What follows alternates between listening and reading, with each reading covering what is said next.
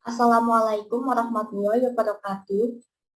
Perkenalkan, nama saya Queen Anjardiani Gata, NPM 20082010133 dari kelas paralel D. Saya di sini akan membuat video untuk memenuhi tugas mata kuliah Desain Manajemen Jaringan dengan materi pembahasan Tools Administrator mengenai perbedaan di antara PRTG dan Wireshark.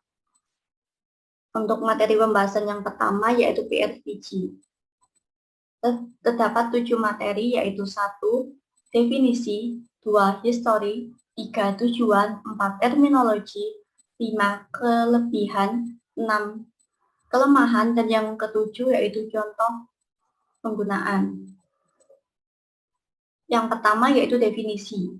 PRTG atau singkatan dari Pessler Router Traffic Grabber merupakan sebuah perangkat lunak yang mudah digunakan untuk memantau penggunaan bandwidth dan banyak parameter jaringan lainnya melalui SNMP, packet sniping, atau Cisco NetFlow yang memungkinkan untuk pengukuran traffic berdasarkan alamat IP dan atau protokol. Output pada PRTG nantinya menghasilkan gambaran visual dari penggunaan internet maupun resource komputer dalam suatu jaringan. Pada aplikasi PRTG, terdapat fasilitas untuk melakukan monitoring traffic jaringan up and down.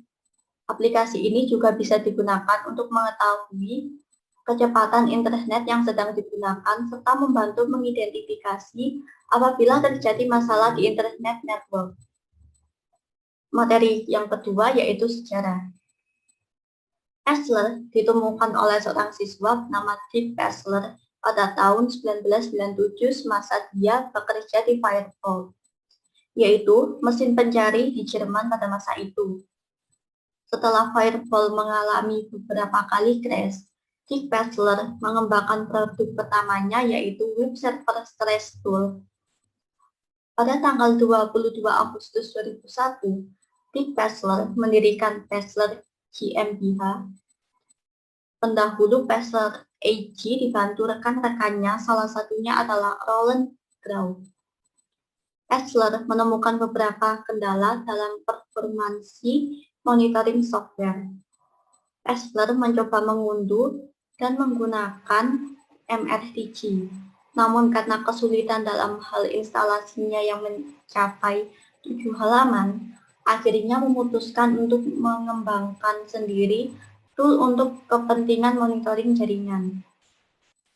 Perusahaan Pessler berkembang di Ford pada Oktober 2003 dan menghasilkan tool Web Server Stress, IP Check Server Monitor, dan PRTG Traffic Grabber. Selanjutnya, pada tahun 2005, Pessler GmbH berubah nama menjadi Pessler AG. Pada tahun 2007, Pessler berpindah kantor dari Ford ke Nuremberg. Kemudian di tahun 2011, Pessler melakukan perpindahan kantor kembali yang hanya berjarak beberapa blok dari kantor lama. PRTG Network Monitor sudah menjadi merek global. PRTG Network Monitor menawarkan pemantauan IT profesional untuk jaringan kecil dan menengah, dengan prioritas utama adalah pada kemudahan pengoperasian dan fleksibilitas. Hingga saat ini, Pessler sudah memiliki kurang lebih 170 karyawan pada April 2016. Selanjutnya yaitu tujuan. Secara garis besar, PRTG dapat digunakan untuk mengawasi koneksi resource pada jaringan, mengawasi dan mengukur penggunaan bandwidth pada device-device jaringan, mencari dan menemukan serta mengakses device-device yang ada pada jaringan, mendeteksi aktivitas yang tidak seharusnya, baik dari user maupun device yang ada dalam jaringan, mengawasi penggunaan terhadap resource system seperti konsumsi CPU, penggunaan memori, sisa kapasitas drive yang tersedia, serta mengelompokkan paket-paket yang lewat pada traffic berdasarkan sumber dan tujuannya.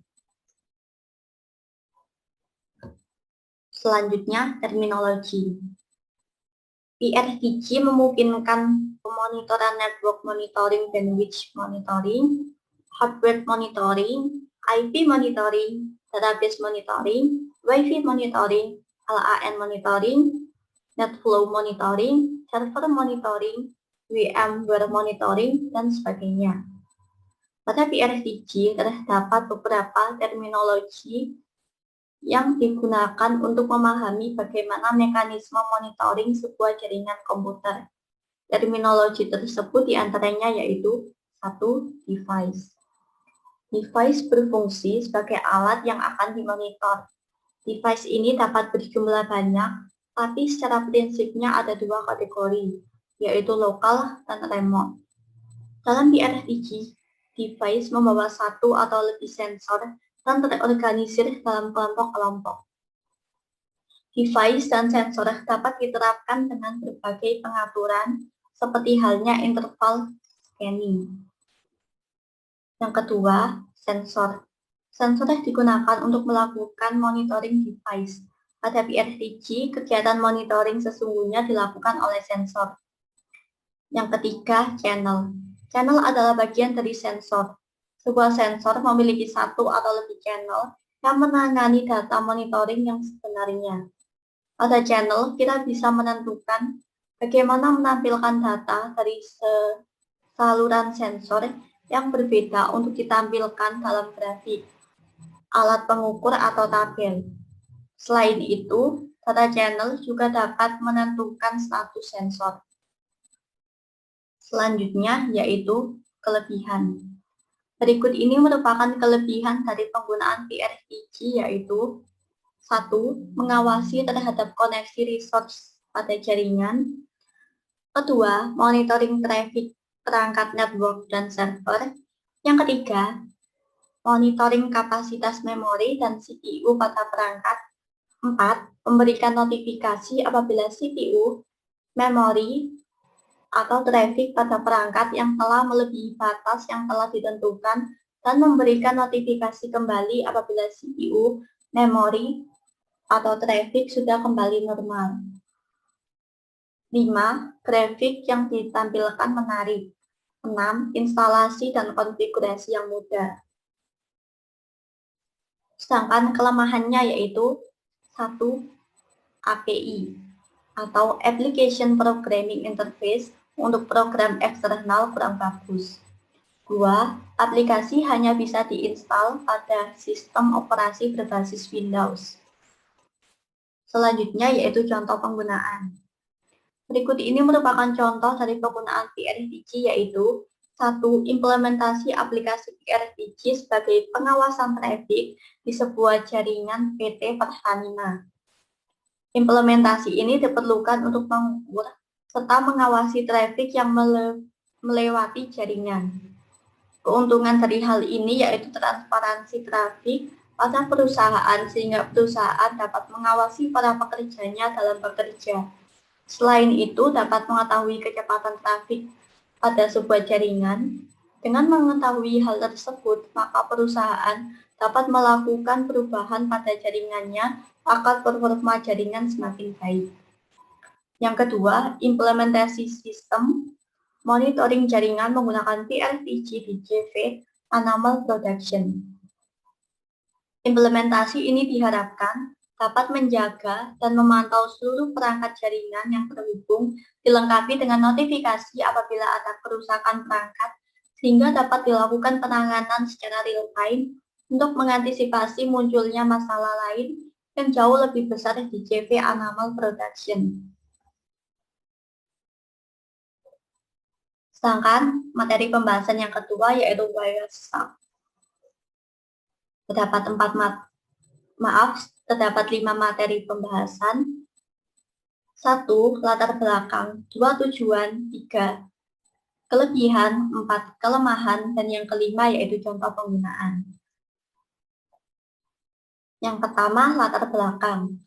Awalnya bernama Eternal. Kemudian pada Mei 2006, proyek ini berganti nama menjadi Wireshark akibat terdapat masalah merek dagang.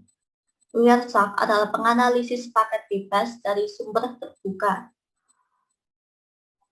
Perangkat ini merupakan salah satu dari sekian banyak tool network analyzer yang banyak digunakan oleh network administrator untuk menganalisa kinerja jaringannya.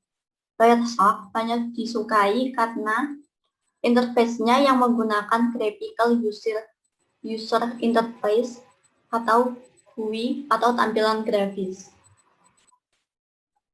Seperti namanya, Wireshark mampu menangkap paket-paket data atau informasi yang ada di dalam jaringan, sehingga data tersebut dapat kita analisa untuk berbagai keperluan, di antaranya 1.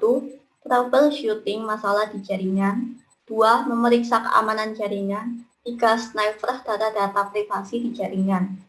Wireshark dapat menangkap paket-paket data atau informasi dalam suatu jaringan komputer. Semua jenis paket data, termasuk protokol, akan dengan mudah dapat dianalisa menggunakan perangkat ini. Oleh karena itu, tool ini juga sering digunakan untuk hal yang tidak sesuai dengan penggunaannya, seperti password email account seseorang yang tidak dikenal. Wireshark dapat membaca Ethernet, token ring, FDDI, serial FPPP dan SLIP 802.11 wireless LAN, koneksi ATM mengetahui IP chatter seseorang, proses transmisi data dan transmisi data antar komputer. Selanjutnya yaitu tujuan. Wireshark merupakan salah satu program untuk menganalisis suatu jaringan, baik itu jaringan kabel maupun nirkabel. Perangkat ini digunakan untuk pemecahan masalah jaringan, analisis, perangkat lunak, dan pengembangan protokol komunikasi dan pendidikan. Wireshark adalah sebuah program analisa jaringan yang akan mencoba untuk menangkap jaringan serta mencoba untuk menampilkan data paket sedetail mungkin, sehingga dapat melogikakan atau memikirkan sebuah paket analyzer jaringan sebagai alat ukur yang digunakan untuk memeriksa apa yang terjadi di dalam kabel jaringan. Wireshark mungkin menjadi salah satu analisa terbaik paket open source yang tersedia saat ini. Beberapa tujuan penggunaan Wireshark yaitu 1. Administrator jaringan menggunakannya untuk memecahkan masalah jaringan. 2. Insinyur keamanan jaringan menggunakannya untuk memeriksa masalah keamanan. 3. Pengembang menggunakannya untuk mendebug implementasi protokol. Keempat, beberapa orang menggunakannya untuk mempelajari protokol jaringan internal. Selanjutnya yaitu kelebihan. Berikut ini merupakan kelebihan dari penggunaan Wireshark, yaitu 1. Tersedia untuk Linux maupun Windows. 2. Menangkap paket data secara langsung dari sebuah network interface. 3. Mampu menampilkan informasi yang sangat terperinci mengenai hasil tangkapan tersebut. 4. Dapat melakukan import maupun ekspor hasil tangkapan dari atau ke komputer lain. 5. Pencarian paket menggunakan berbagai macam kriteria filter atau pemilahan. 6. Dapat membuat berbagai macam tampilan statistika. Sedangkan kekurangannya yaitu mengalami kesulitan pada saat pendeteksian drive yang bersifat wireless. Berbeda ketika Wireshark dijalankan untuk mendeteksi drive yang wired. Wireshark justru hanya mampu mengenali driver wireless dengan nama Microsoft atau hanya sebatas protokol suatu WLAN. Serta meskipun pembacaan paket untuk protokol jenis 802.11 masih tetap bisa dijalankan. Selanjutnya yaitu contoh penggunaan. Berikut ini merupakan contoh dari penggunaan Wireshark, yaitu 1. Admin sebuah jaringan menggunakannya untuk troubleshooting masalah-masalah di jaringannya. 2. Teknisi keamanan jaringan menggunakannya untuk memeriksa keamanan jaringan. 3. Pengembang perangkat lunak atau software developer biasa menggunakannya untuk mendukung implementasi protokol jaringan dalam software mereka. 4. Banyak orang memakainya untuk mempelajari protokol jaringan secara lebih terperinci. Dan yang kelima yaitu, banyak orang usil yang menggunakannya sebagai sniper, pencari atau pendeteksi data-data privasi jaringan.